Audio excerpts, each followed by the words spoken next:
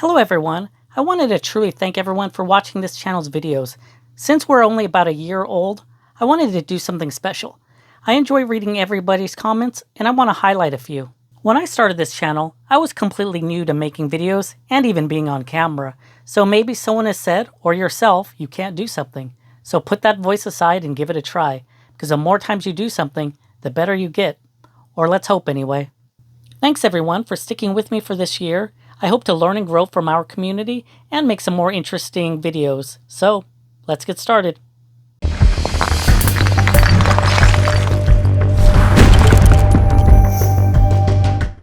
Starting to play Dungeons and Dragons. At D-Diver 7908 wrote, "This is exactly what I'm looking for. Fresh start to getting started with D&D. What are your thoughts on 3D printing characters and monsters?" Thanks, D-Diver. If you want the point of view of a noob who's just starting out, this is what you're going to get. So let's see, a 3D printer. That's definitely something I would like in the future. That was a childhood dream of mine, just to be able to print minis at any time. This would be so cool, especially for Robotech figures that were never released. But realistically, I have 2 D&D board games that I haven't even opened yet, and those have about 40 minis each. I have about a dozen or so minis that I bought at game stores.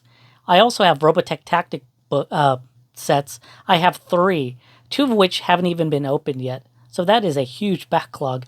So let me know in the comments how you handle such a big backlog of shame. Returning to Dungeons and Dragons. At Merlin Sturganaldor wrote, "Rules Cyclopedia is certainly a great book. One of those whole game in a tome products." At Micah Diamart wrote, "I picked up Rules Cyclopedia as a gift for young brother-in-law, and he has now passed it down to his son. Still wish I got one for myself, but I had the box sets." At Midnight Green 8319 wrote, "The Rules Cyclopedia is the best single-volume RPG book ever." There really isn't a question about the Rules Cyclopedia. You know, there's just a lot of general love for Rules Cyclopedia, and I agree with Midnight Green. It's such a great book. That's so cool how your brother-in-law passed on his book to his son. Do you know if your nephew still plays that book? Let me know in the comments if you've done this and passed on any of your role-playing game books to your family members. You know, I only have the original Robotech books, and I sure don't want to pass those on yet. At Space Knight 793 wrote, "One thing a newbie must know about BECMI is that the Cyclopedia does not match the boxed set rulebooks, so they are not interchangeable. There are a lot of rules in agreement, but not all. For example, the Thieves' skill roll charts differ significantly, so I recommend choosing either the Cyclopedia or the boxed sets." Thanks everyone, I really appreciate these comments. At this point, when I was going back to reading these older books, I thought of the Rules Cyclopedia and BECMI as equivalents. I actually thought Rules Cyclopedia was more or less direct copied from BECMI. All of my combat videos were created using Rules Cyclopedia. That's because I recently purchased a copy of the Rules Cyclopedia, and that's what I have. I would like to get copies of the box sets, but they're crazy expensive. So once again everybody, thank you for educating me. At Kabuki Kid wrote, "I see a PS Vita over there. I love that little thing. I had one since day one and still use it today." Kabuki Kid, I'm a huge Vita fan too. I haven't had mine from day one though. I'd say I bought it about a year after it came out. I was watching a YouTube video by Metal Jesus Rocks, and it looked really cool. I bought it and never regretted it. In fact, last Christmas, I even took a road trip to Seattle to go to the Pink Gorilla store, and I bought a lot of Vita games. At YeOldGeek 71 wrote, "Would you like to appear on a live stream? I'd like to live stream a chat with you about your experiences, getting back into the hobby, playstyle preferences, favourite adventures, etc. It's up to you, no pressure. Note, it can be simultaneously streamed to your channel at the same time." Thanks, Geek, for all your support and your community support. You guys have been amazing. I really truly recommend his Call of Cthulhu read-throughs. His voice sounds way cooler than mine. Link in the description. Dungeons and Dragons character creation. Anariona Lendely 8961 wrote, "If you do RC/BECMI without any house rules, there is no rearranging the ability scores. You get what you get. Personally, I like the PCs being more heroic than the norm, and also the players getting to play the character class they'd like. Hence, in our campaign, we used the Roll 4, Keep 3 mechanism, and allowed for the rearranging of the ability scores. A Collins Winborn 117 wrote, "As someone who came to the RC in the last 12 months, I found the system to be fantastically open-ended than more modern editions, as well as that natural brutality of the system, because no one at first level will survive 12 points of damage."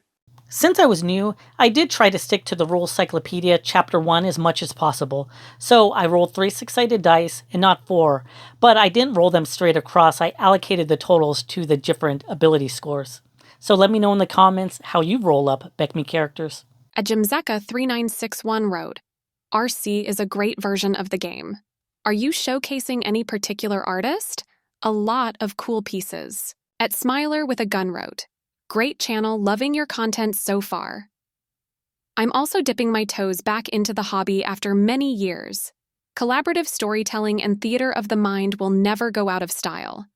Those AI art pieces are awesome. Did you prompt or generate them yourself? Since the very first episode, I have been using Midjourney. Midjourney, in fact, is one of the reasons why I was confident that I could start a YouTube channel. I really don't have a gift of gab, so I thought at least having cool background images might make the videos more interesting to watch. My stuff is fairly basic. I watch other YouTube videos to get prompt ideas. I use a Discord account, but I hear the website is improved, so I really want to try that. For the first time, in this video, I'm using 11 Labs to generate the voices. What do you think? It was only $11 for the first month, so maybe I'll keep it. Let me know in the comments if you have any AI tips. Dungeons and Dragons Combat Tutorial. At Alan May 6401 wrote, great videos, loving your content. Mostly right, I think, but only noticed one thing. Morale. Morale checks are made at the first casualty, and when half of the monsters are dead or incapacitated. If just a single monster, it would be at first receiving damage, and when reduces to quarter HP. Side note, I don't think it's raw, but I have them check morale if the leader is killed. Though they only check morale twice, so whichever happens first. I've also heard of people giving a morale bonus if a leader is present. At JBakata 5566 wrote, I think you should have rolled moral sooner. Many orcs died before you rolled. Having the leader gives the orcs a moral bonus, I think. Also, you can just fire through friends with ranged attacks. Not rolling morale sooner was definitely my biggest mistake. What's funny is I had post-it notes with the steps of combat above the camera line, and I even had a separate one just for morale. But what's funny is I still messed it up. Jesper Anderson wrote, firing into melee would normally give a big penalty to hit. At Alan May 6401 replied, certainly in AD&D, but I don't think it's spelled out in BECMI Raw, right? At least I'm not finding it. I definitely tend to agree with you, though, and apply the rules for cover with a miss, resulting in a 50% chance of friendly fire. I did get a lot of comments about this. It comes from when I had orc archers shoot past friendly orcs to hit our heroes. It does make sense that there should be a penalty for this. But I don't think the Rules Cyclopedia addressed this. Let me know if I missed something, or what's a good homebrew for firing it into a crowd. I do like Alan May's rule, though. At Kabuki Kid wrote, truth is that you only want to use wet erase markers on those vinyl mats. Dry eraser a problem erasing from them. I had a friend use a dry erase marker once on my Chessex battle mat, and it was a pain to get it clean. We never did that again. You know what's funny, Kabuki Kid, is after I filmed this video, I went to Amazon and I bought some really cheap wet erase markers. These are them. And these marks, they didn't come out of the Chessex mat. I tried all the normal cleaners and nothing seemed to work. So I was forced to buy a new map. A couple months later, I was looking at a website and they suggested a Clorox Magic Eraser. I used this and it definitely took out the marker lines, but I think it weakened the grid lines though.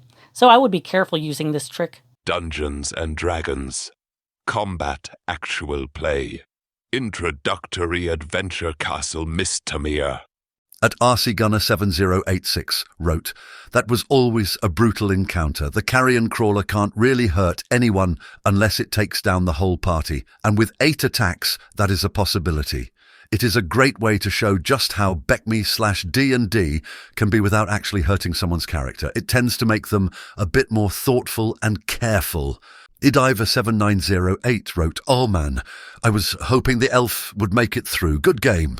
At Bondanaloy wrote, "I love this kind of video, showing how the game actually runs." At YeOldGeek71 wrote, "Wow, those PCs had their prayers heard by the dice gods today. Cheers, Richard. Now to give the PCs some names. Can I suggest the thief is Saxius?" At Anariona Lendili 8961 wrote, "I find splitting the party usually leads to getting defeated in detail. Luckily it worked for the PCs this time." Thanks everyone for all the comments on my 2 actual play videos. This was a fun one to make. When I thought about creating a YouTube channel, I wanted to talk about the rules, the combat, the minis, the tiles, and it would ultimately lead up to the introductory adventure playthrough. I tried to show how deadly D&D BECMI could be, and we got through the Kobold Horde without even using a sleep spell. Tomb of Horrors! Advanced Dungeons and Dragons walkthrough and overview. At Sarah Jane R32 wrote, "At Richard the Dungeon Crawler. I still recall when we first played it. At the time it was well known as a party killer, and it did just that. When it came out, although I bought it before I knew, it caused quite a stir in the D&D world, and even said it was daft and stupid for wrecking people's long-time characters. Now I know I'll defiantly keep hold of it. Oh, and at the time, I took photocopies of the in-game images, so as to protect the ones that came with it. This was mostly for further use at the time." Thorinschmidt 4764 wrote Thinking Persons module. "No way. The traps were not well thought out. They were designed to F with the players. Oh, you go through this door. Fine, you are teleported to the front, naked. Why?" To quote Gygax, "It was very amusing for the dungeon master." At Stab Your Brain wrote, "The last time a man in a dungeon asked me politely to come with him didn't end so well for me." Thanks everyone. These were just few of the comments with people reminiscing about all their prior adventures. I really enjoy hearing about these tough battles. And Stab Your Brain, really good comment.